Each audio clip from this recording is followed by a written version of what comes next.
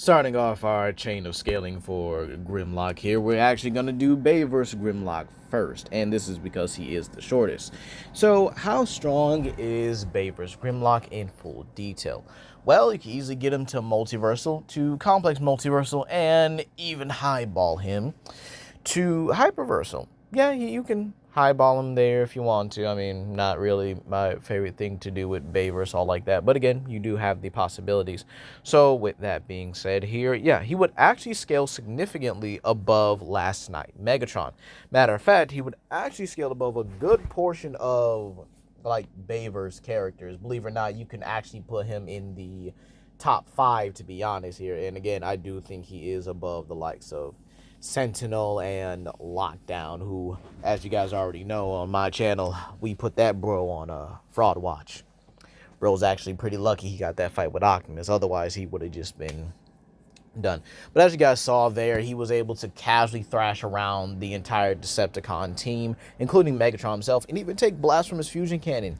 Keep in mind, Megatron in his very first body, basically TF1 Megatron, would scale leagues above like the basic Autobots like Camshaft and Autobot that would basically scale below the likes of characters like Jazz, or basically Jazz tier Cybertronians. And keep in mind, this includes characters like Thundercracker, who was able to one-shot him.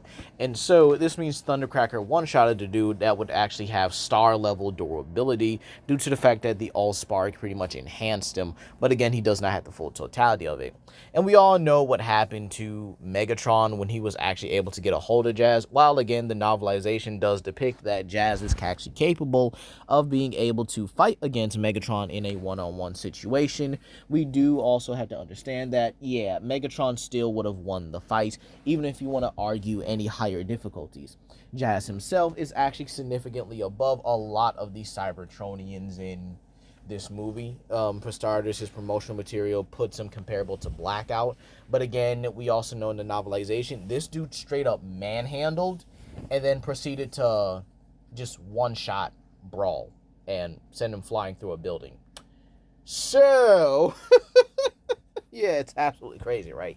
And keep in mind, he would also scale above TF1 and TF2 Optimus Prime. Here talking about Grimlock again here still.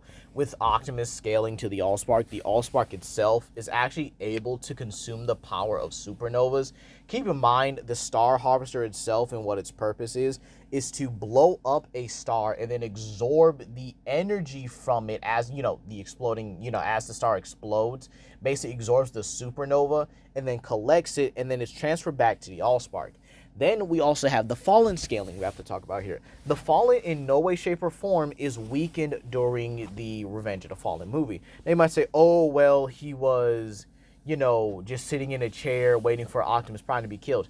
Yes, bro was terrified of him. Bro did not want any smoke with Bayverse Optimus. He ain't want that. He ain't want no type of smoke with Optimus. Because, again, only a Prime can defeat him. And again, only one remained, meaning that he would have actually had to, Megatron jumping Optimus along with Starscream and Grinder. And keep in mind, Optimus wasn't holding back in that instance because, again, he had to fight for Sam. And keep in mind, there's really not too many humans around, so he was able to cut loose.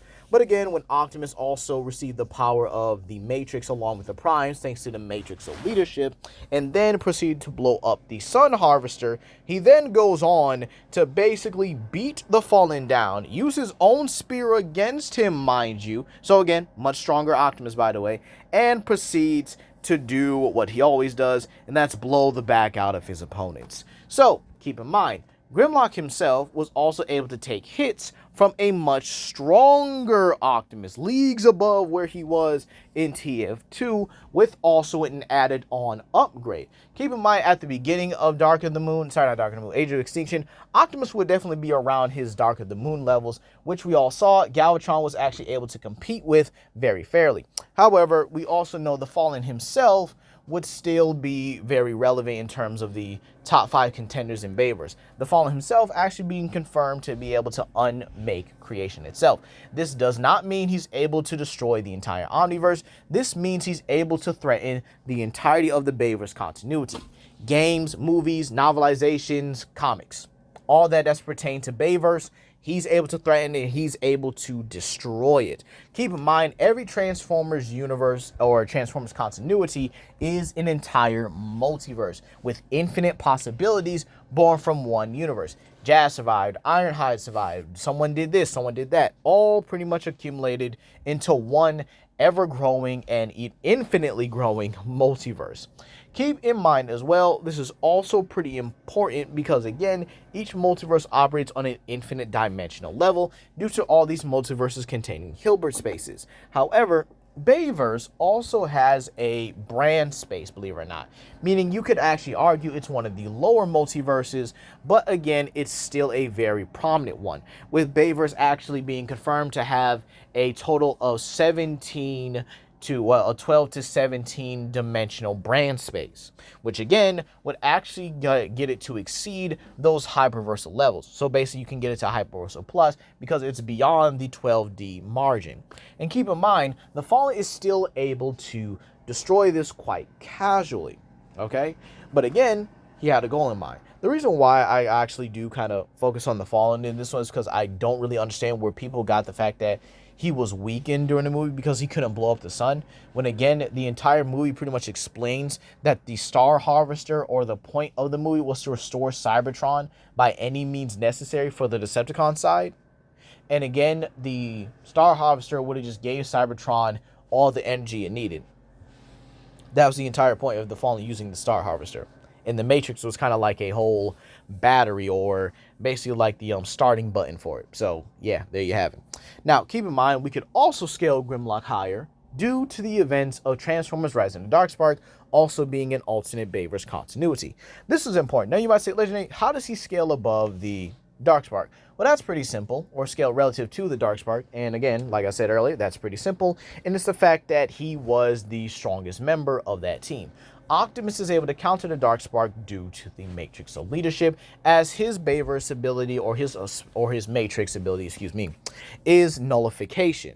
Grimlock himself was actually capable of taking on an entire Decepticon army, including the heavy hitters that, well, the other Autobots really couldn't, unfortunately. So again, this does mean that Grimlock was able to take down an entire Decepticon army, which means he would actually be relative to Optimus, if not flat out superior to him, when the same Optimus was also able to contend with the Darkspark, which is the very concept of death itself, or at least an essence of death itself, meaning that Optimus, Grimlock, and a few others would actually scale to this entirely, because in the Darkspark also gives the user the control over time and space itself. So with that being said here, Grimlock would easily get to complex multiversal to hyperversal quite casually. You guys have a blessed day.